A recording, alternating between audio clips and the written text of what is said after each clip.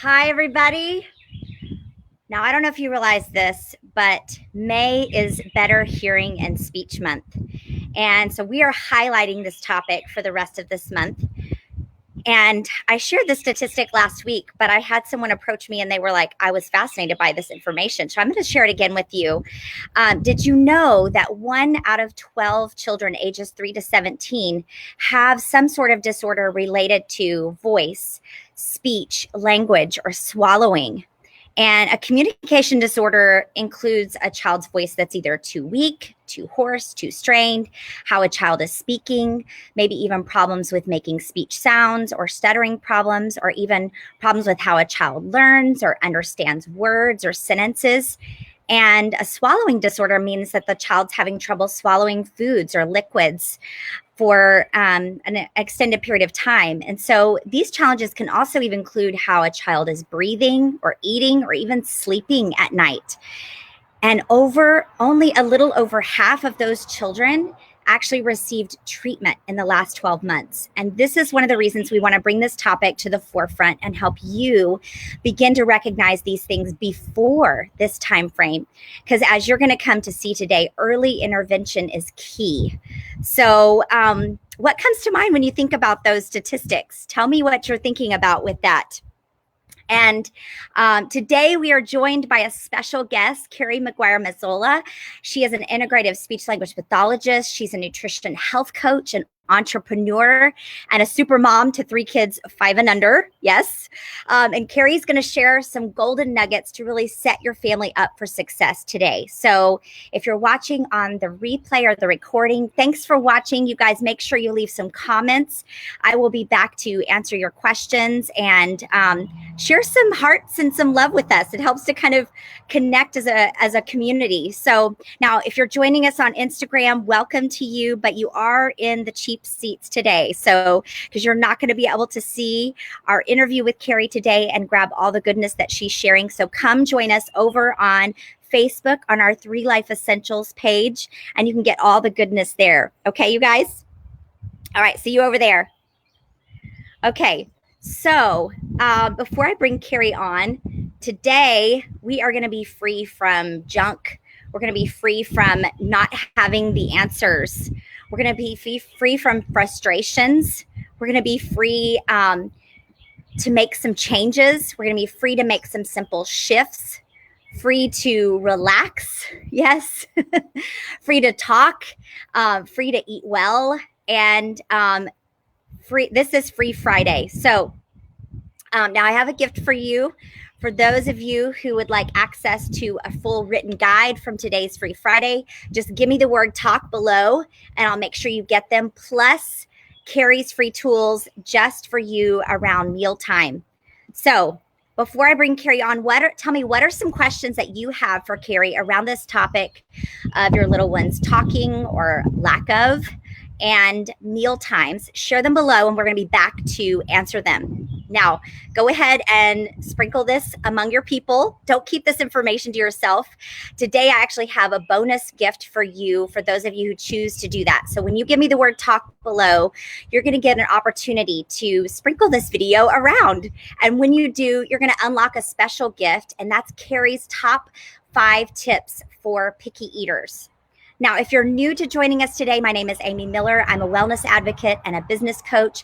I help fellow SLPs and special needs professionals make a bigger impact on the lives of their patients, be able to set their business apart from all the others, and provide patients with solutions that address issues rather than just put Band-Aids on all their problems. So we do this with our signature Spark method via our growth mindset coaching.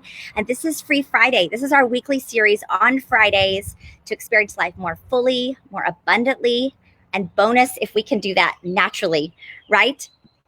So let me bring on Kerry here. Let me see if we can, let me bring you on here, Kerry. Hi. Hi, everyone. Hi, Amy. Hi. Okay. Oh, let me take me off of solo here and hide this button here. Hey, okay, now we can see you guys. Yay, I'm so glad you're here. Now, as a mom, I know sometimes you feel like there's no one out there that can help you answer your questions right, or even truly who understands what you're going through.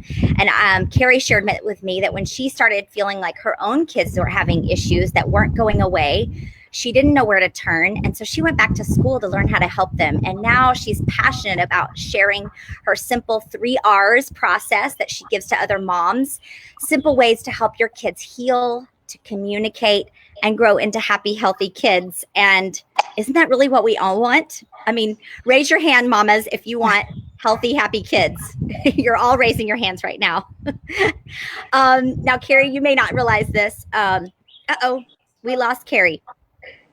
Are you there, Kerry? I don't see you. I'm here. If you can hear me, I can't see myself, but can you hear me?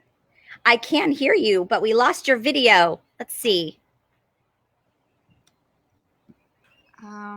Maybe try going out and then come back in, and we'll see if we can see your video again.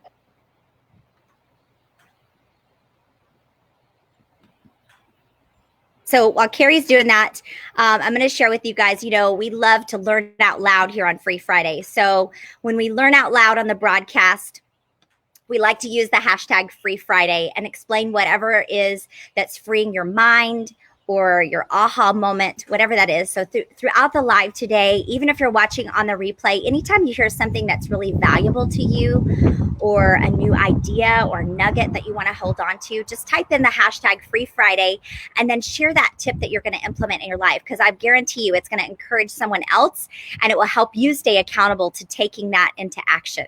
So let me see here. Kerry, you there? Are you joining us yet? I know she'll be joining us here in just a minute. So share with me what you think around this topic, what questions that you have for Kerry right now along this topic, because I know that there's many moms out there. I spent many years in working in early childhood intervention. So I was going into homes and homes that had children ages birth to 3 years old. And I was doing a lot of parent training and parent education, specifically around meal times, around communication throughout the day. And so I know that this is a valuable topic for many parents. And many parents are frustrated because they've either gone to the pediatrician and expressed some concerns and they haven't been validated, or there's been times where maybe you've gone to the pediatrician and there you are. Yay, Kerry's back with us. Yay, there you are. Can you see and hear us okay? I can't hear you. You can't hear me? No? Thumbs up? Can you hear me? Yes. I can't hear you though. Oh no. Okay. Let's see.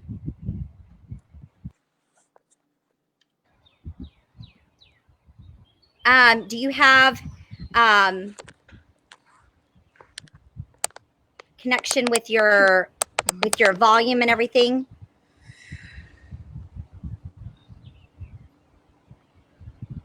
All right. You know what I may do, Kerry?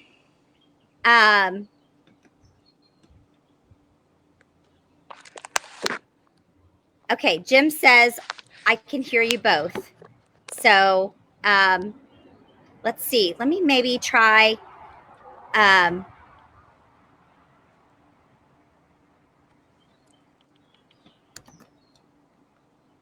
Hold on with us, you guys.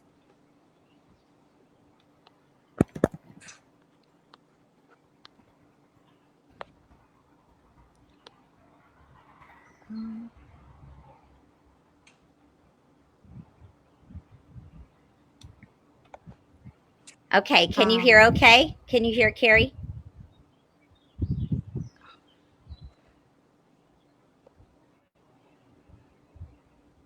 Okay. Okay, I'm going to try. I still can't hear you, but I'm going to try to just answer the questions. Okay. Let's try. So I I went to undergrad for speech pathology and graduate school for speech pathology. I knew that I always wanted to do something along the lines of providing services, whether it be a teacher or something along those lines. I loved kids. I always was the babysitter growing up. And my little sister actually had gotten speech therapy at NYU. We lived in New York City, and my mom worked in the public school system. So when it was time to go to college, my mom knew that I wanted to do something along the lines of teaching, and she suggested that I look into speech pathology. So my sister got speech, but only for a few years, and then I really went into speech, not 100% sure if that's what I wanted to do, but I immediately fell in love with it. I was fascinated with child development. I loved the child psychology part of it. And even now with my kids, I have my 3 kids, and my youngest is 11 months old. And every day when she says a new word, it just blows my mind. It's just the cutest thing ever. It's so interesting to me how our kids learn the language that they're learning, and how they start talking and interacting. So I was really, sold on speech pathology since I was 17, and I love it.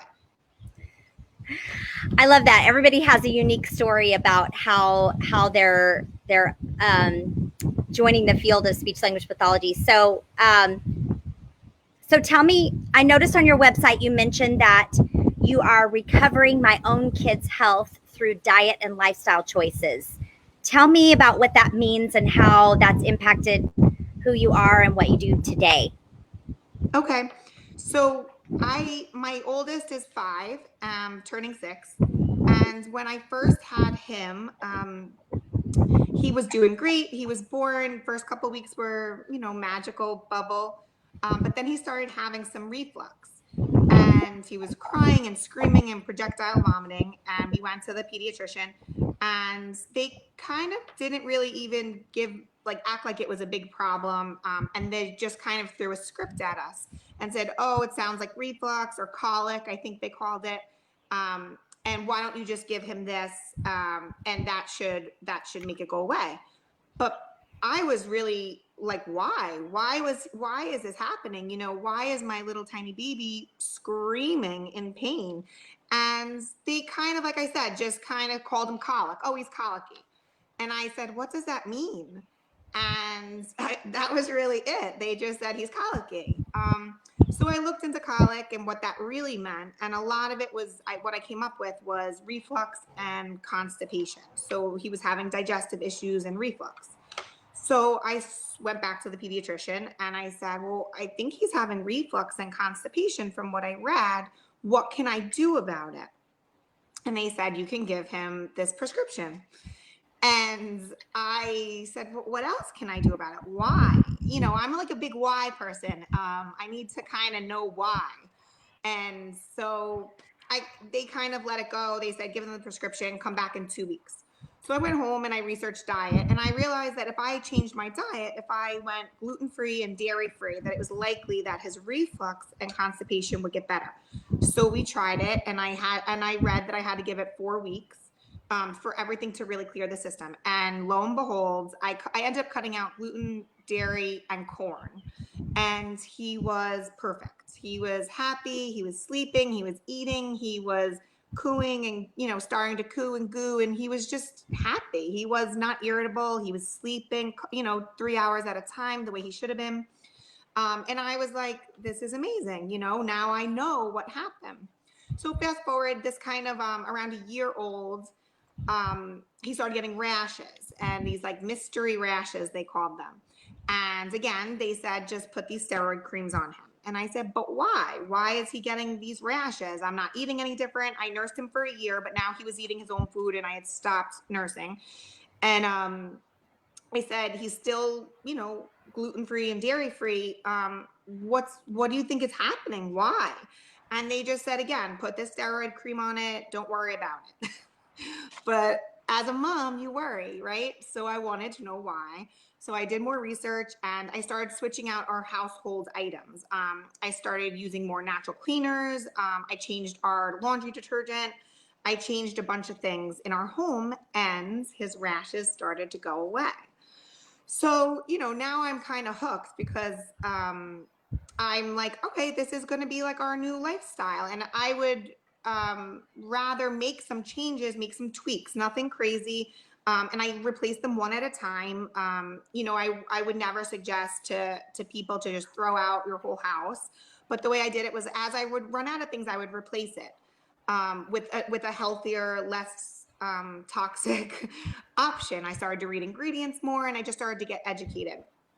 But then I had another baby when my son was about 15 months old, and so I have one baby now about 16 months, and I have a newborn. And again, my second baby started having apnea and breathing episodes. He was born and he had reflux, and he also was gluten-free, dairy-free, but he was having apnea. He was having such bad reflux that he started having apnea episodes. So he wasn't nasal breathing, he was breathing through his mouth. So then I had to really get educated on, we realized that they had tongue ties, and they had cheek ties, and they had lip ties. And then I also realized that my younger son was mouth breathing. So he wasn't a nasal breather. He wasn't getting the oxygen all the way in, which is really important to get down to the bottom of our lungs, which, helps regulate our neurological systems, which in his case was causing a disconnect that was resulting in apnea. So I had to kind of do all this on my own. Again, the pediatrician said give Prevacid. So, and I think they wanted to give him Prevacid twice a day. So it was like a dose that you would give to a 250-pound man, and they wanted to give it to my 3-day-old baby morning and night. So, this was like blowing my mind. So I had to get educated on tongue ties and lip ties. And even from a speech pathologist point of view, I had known my older son had a tongue tie, but the pediatrician said he's nursing, he's gaining weight, he's fine. So that was something that we revisited a few times with him. But now that I had two babies, they both had tongue tie, they both had lip tie, they both had cheek ties. I was like, this is not okay. Something is really going on. So we went and we found a pediatric dentist. We went to New York City, Dr. Siegel. He's amazing. And he really helped educate me on on the effects of breathing, on swallowing, on jaw development, on tongue, the way our tongue rests in our palate, which is like the roof of your mouth. How important all of that is for sensory integration, for sleeping, for swallowing, for digestion. So he has a laser technique, and he corrected all 3 ties on both boys. But by this point, my older son was around 2, and he was having some sensory overnight, these like sensory integration issues. He was becoming a picky eater. Foods that he had been eating all along, he stopped wanting to eat. He just seemed, again, a little bit more irritable. He was having some digestive issues again, things that I hadn't seen in a while. So once we did the tongue release, and they both had cheek and lip as well. So we did all 3, and they started making improvements. My younger son was starting to nasal breathe. I was helping close his mouth. I was doing exercises, massages, doing all the things that I needed to do, but he began breathing through his nose, and with that, he was sleeping better, he was eating better, and his apnea was completely gone. So my older son, who I was having a little bit of like developmental, he wasn't qualifying for services, so we got him evaluated, and he wasn't qualifying for services. So but he just was off. He wasn't doing the things that he had shown me he was able to do. And the pediatrician said it was no big deal. But once we got all these things corrected, we cleaned up our house, we cleaned up our diet, we got our tongue ties released, he started making tremendous progress again. During this time, I also went back to the Institute of Integrative Nutrition in New York City, because I needed to know more. I needed to know how this was all intertwining, and also, as a speech pathologist, why I had never really been taught about nutrition. In graduate school, there was no nutrition courses, and I worked in the schools, and I worked in private practice. And I kept thinking, wow, if I had known all of this, if I had really known all this information, how many more families would I have been able to help? how many more children would I have been able to get eating better foods, nourishing their bodies, nourishing their minds? And then they would have made even more progress.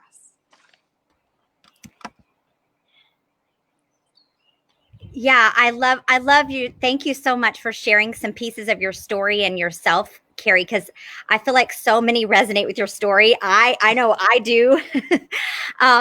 So I want you to put a one in the comments below if you have seen some of these things or something like this in your own child or your own children. But I'm amazed that you were able to take this challenge and turn it not only for helping your own self, but your current work as a speech pathologist for other people too. So I'm amazed by that. And I want to ask you something else. So communication and questions surrounding that can be super stressful for parents. So the wondering if their questions or concerns aren't being validated, it's stressful, right? And meal times can be another stressful time for parents of little ones. So talk to me about the 3 R's that you help parents with kind of surrounding these challenges. Okay. So a lot of times when I talk to clients, moms mostly, they say, I want my kids to eat healthier, right? And I want them to, but I'll never be able to get them. Or they're such picky eaters to begin with. How could I ever take that food away from them if they won't eat? They won't be able to eat anything. And meal times become really stressful. And, you know, I think a lot of times in my experience as a mother too, I would go to these doctors or chiropractors or whoever, and they would say, oh, you really need to get, them eating kale. Or they need to be eating more leafy greens, or they need, and I'm like, I know they need to be eating that. I know. Right. But how am I going to get my son who, now has a bad relationship with food, and will only eat, say, 5 to 10 certain things? Like, how? I know he should be eating kale, but how am I going to get him to eat kale? And so I know as a mom how that feels. So I started talking to my clients about the 3 R's, and for me, this is what helped me. It helped calm my stress levels, because mealtime shouldn't be stressful, and we don't want to add any more stress onto our little ones than they already are feeling. They're growing, they're learning to communicate, they're learning new words. They have a lot. They're going through a lot in those first couple years of life. So we don't want to add any stress to them. We want communication and mealtime to be as fun as possible. So I started telling my parents that I think you need to really work on these 3 R's, right? We want to replace, reduce, and relax. We want to replace our foods that we can. So now I'm not saying that you should throw out every snack in the house and expect your child to eat spinach and apples for, all day. But what fruit do our kids love, or what vegetables do they love? Do they love any? Will they eat any strawberries, anything? And maybe start at one snack or one meal at a time and start replacing it with foods that we know that they love. So even if that means they have to eat apple slices with their dinner, right? So always having a food available to them that's comforting, that's going to bring them a sense of relief because they know they love that food. So starting where you are. So start there and then start replacing other things, other of the processed foods, one at a time. Don't get overwhelmed and say, I have to replace every food that my child eats right now. We don't have to put that kind of pressure on ourselves. We have a lot of pressure as a mom to begin with. So replace one food at a time. And if they like apples, maybe they'll like pears, right? You could get a crunchy pear. So maybe you have some apple slices and maybe you have some pear slices. If they like certain textures, if they like crunchy, you stick with your crunchy foods. If they like smooth and creamy, then you stick with your creamy foods. If they'll drink a smoothie, maybe you kind of add a new fruit to their smoothie every day. So I think replacing foods one at a time is a really good way. Maybe you can start baking muffins or cookies, but using a little bit healthier ingredients, switching out sugar with coconut sugar, or putting using maple syrup as a sweetener. Just start replacing things one at a time, and try to keep it as low stress as possible. And then reduce. I think that goes with the stress. I think reducing the stress, reducing, I always say the clutter. So trying to like, I know this quarantine probably too, everybody is like Amazoning every material that they could possibly need or every game that they could possibly use. But really putting everything away and taking out one or two, three things at a time. Clear space, clear mind. And that's the truth. I know as a mom, when you come home and your house is a mess, it's like automatic anxiety for everybody. For me, I'm like, I can't concentrate here. But if you minimize, if you can reduce the amount of things, go through your cabinets one day at a time. Every day, set a little tiny goal, or every week, every Saturday morning, maybe when you have a little bit more help, try to reorganize space a little bit to get rid of some of the clutter. I think that that goes a long way for our kids' anxiety, for our anxiety. Looking at our calendars. So our calendars tend to be full. I have a family calendar. I like to put everything on it so that things don't creep up on us and I can have a visual for myself that there might be too much going on, right? And even as far as replacing foods, sometimes it's like, all right, well, I have on Friday night, we're going to get together with these friends. And then on Saturday morning, we're going to have a play date. And then on Saturday night, we're going to do this. And before you know it, your kids are not getting enough sleep and you're not getting enough sleep and you're tired. Everybody's tired. When we're tired, we don't eat well. When we're not eating well, we don't feel well. We're cranky. We can't find our words. And it's the same thing for our kids. So I think reducing what we have on our calendar, reducing the things that we have out in our home, and then also even your mental load. Like be okay with that everything's not going to get done. And that's totally fine. As long as our kids are loved and they can sit down at mealtime with their family and they can have eye contact and feel love, they're going to be fine. So I think reducing is a big thing. Simplifying our life, simplifying our foods, simplifying our calendar. I think it's all really important. And then the last part would be relax. So not just reducing, but having fun with it, right? So I've been trying to get out with my kids to go on a bike ride every morning. And I caught myself yesterday being like, they jumped off their bikes and they were playing on like a sand dune because we're near the beach. And I was like, come on, guys, you know, we got to keep going. We got to keep going. And then I was like, where are we going? Like, we don't have to keep going. We can play in the sand and hang out. Sure, let's do it. And took the baby out and let the baby dig in the sand. So I think having fun with our kids and not focusing on what they're not doing. Let's focus on what they are doing, right? And have faith that they're going to get where they need to go. I think doing affirmations, which sounds kind of funny, or meditation or yoga or any of these things, I do them with my own kids, my 4-year-old and my 5-year-old at night when we say our prayers or whatever. I have them say out loud, I am healthy, I am loved, I am safe, because I want them to feel that they're healthy. And I want them, so my kids are not eating kale for dinner every night. They're not. But you know what? I want them to feel healthy. So I want them to say it to the world that they are healthy, they are loved, they are safe. I think keeping it fun and playing games, having game night in the house or having a movie night in the house and snuggling up on the couch, you know, all of these relaxing, simple things in life that sometimes get tossed to the side because we're all so stressed and we're trying to work and we're trying to teach our kids and we're trying to make sure that they're eating what they're supposed to eat and doing what they're supposed to be doing. And sometimes I think that if we just simplify and relax and reduce and, you know, do replace what we can when we can, and just have nutrition as a like a value. You know, my kids know that we Yes. value nutrition in our house. We go to the farmer's market together. We wash our apples together. We eat our apples together. We drink veggie juices, and I talk about it. Oh, this beautiful organic veggies, like, or this beautiful blueberries. How amazing! How lucky are we to eat these beautiful blueberries? And I think that all of this self-talk, it really makes a difference. My kids, my younger son wouldn't eat an apple for like ever. Meanwhile, the other one will eat 12 apples a day. But anyway, so for weeks I would say, oh, this apple is so beautiful. It's so juicy. It's so crunchy. Can you hear it crunch? Can you see it? Oh, it's so beautiful. It's so sweet. And we would just talk about it. And before you know it, he's eating his apple saying, Mom, my apple's juicy too.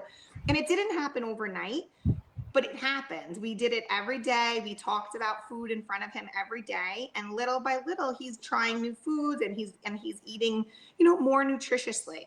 I'm not saying they don't eat a gluten-free animal cracker every once in a while, because they do. They're kids, and we go to birthday parties and we bring our gluten-free, dairy-free cupcakes with us.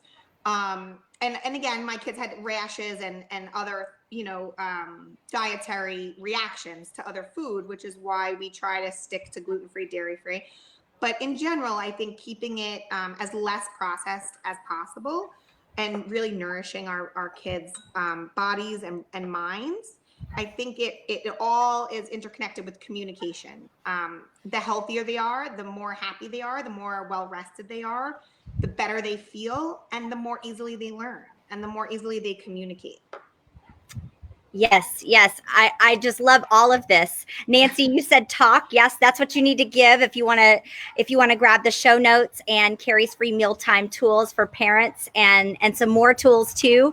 But I love this response. Yeah, in fact, Jim said, Kerry, you're one of us. Simplify. Yes, I love just these little shifts that you've made for your family, and I just want to say, parents, don't give up. Keep going. Keep trying, because just like Kerry, she didn't give up. She kept trying, and she's seen these simple shifts in her kids' lives, and so I love that. Now, Kerry, I want to ask you. Hold on a second here. I have one more question I want to ask you. Um, and now since Kerry can't hear me, I'm literally typing my questions to her so she can see these. So how has you and your family had to pivot during this time of social distancing? What is your best advice that you would share with somebody maybe who's having to change the way that they do business during these strange times? So for me, working with moms and families, I used to go into their homes. I did some Zoom phone calls, but I still went into people's homes and really helped them set up their house. I would help them with, reorganizing and doing, like I said, replacing things in their pantry and reducing clutter where I could. And now with everything happening, I've been really just 100% obviously doing more like Zoom and online and virtual consultations, which honestly I love. It's been great for me. I've been able to see more families because I have more time, because I'm not traveling around. I've been able to see families of cousins of clients that I already have, but maybe they live in Colorado. I have a few families in California, families that I would have never been able to really work with before, that now I'm able to. And we do something like this, or we do Zoom, and they'll just carry me around on their iPad and show me their home, and then we could talk a little bit more. So for us, I've been able to spend a lot of time with my kids, which honestly I love. And I see a lot of my clients like first thing in the morning. My husband is home and he works basically like 8:30 to maybe 6ish. And I see clients in the morning, or I see clients in the afternoon when he's on lunch, or I see clients at nighttime. So I don't mind. I mean, we put our kids to bed by 7 p.m. That's like bedtime is a big thing for me. I think kids need rest. But then I'm excited to talk to a few moms and have some adult interaction. So I might be doing that till 10 o'clock at night some nights, and it's great. I look forward to it. I love talking with other moms and connecting, like-minded moms that are into nutrition and wellness and want to use it to really make their kids as healthy and happy as possible. So we've just kind of had to rearrange our schedules a little bit. I teach my kids, I'm homeschooling them, and we do a couple hours of work. We take our sight roads on our bike rides with us, and we have picnics on the beach, and we bring our math stuff. Today, my son was doing a puzzle and he was missing 3 pieces. So I said, "Oh, you're supposed to have 24 pieces. You only have 21." And I'm like, "Oh, it's math. We're homeschooling." That's right. So it's new, but it's definitely doable. And like I said, if you have, what's important to your family goals and your family fundamentals in line, which for us is really health. We just revolve it around our health and we figure it out. And I know it's not as easy for other people. Like I said, my husband is working remotely, and I'm trying to move clients to the morning, to lunchtime, and to afternoon.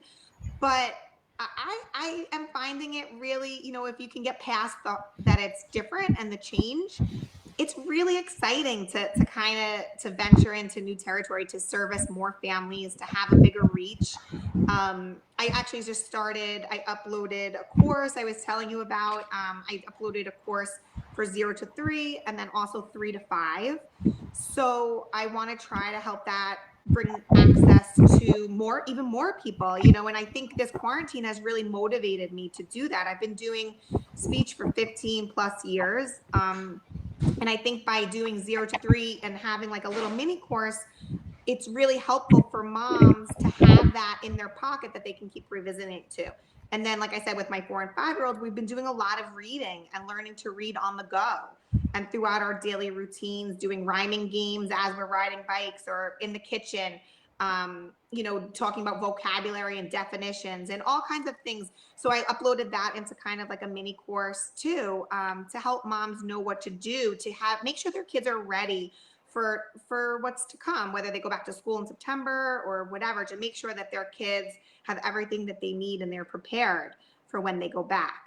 But I think we just have to do our best, right? We're all doing our best, and I think our best is beyond good enough. Our kids need love, and if we give that to them, they'll be fine. Yes, absolutely.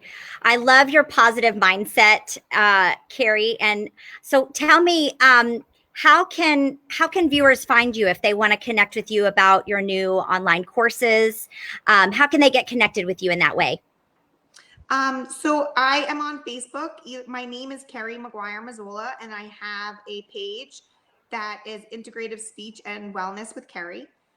You can shoot me an email. My name, kerrymaguire1@gmail.com. I have a website. It's www.kerrymaguire.org. And I'm on Instagram a lot. So Instagram is SLP_health coach. And you can message me or email me, go to my Facebook page, any which way. I respond to everybody. So I'm excited to connect. Thank you so much, Amy. Yes, yeah. Well, Chelsea, you're also going to get all of that, all of those connections with Kerry. You'll also get in those show notes and the freebies that we're going to share with you from Kerry as well. So you'll get to grab all of those when you share that word talk below. And now I'm about to sign off here, but I want to tell you really quickly, our next, let's see, let me find it here. Here it is. Maybe. Here we go. Hold on. Oh, okay. So I'm about to sign off, but here, thank you guys so much for joining in today. Thank you, Kerry. Our next live wellness masterclass is coming up Friday, June 5th. And this upcoming masterclass, I'm going to be teaching all about our SPARK method and how it can calm the crazy in your mind, overcome burnout, and return to joy so that you can enhance the impact that you're already making on the lives around you. These are complimentary. That's when we get into some real juicy stuff, and they are inside our new private Facebook group. So if you'd like to register for the next one, just type in the comments masterclass below, and I'll make sure to get that. And if you want a reminder when we go live next time, also you can just type in the comments, remind me or reminder, and we will get that to you, because we have one more interview next week. So we'll see you guys next week as we continue to celebrate Better Hearing and Speech Month. So thank you guys. Bye-bye, everybody.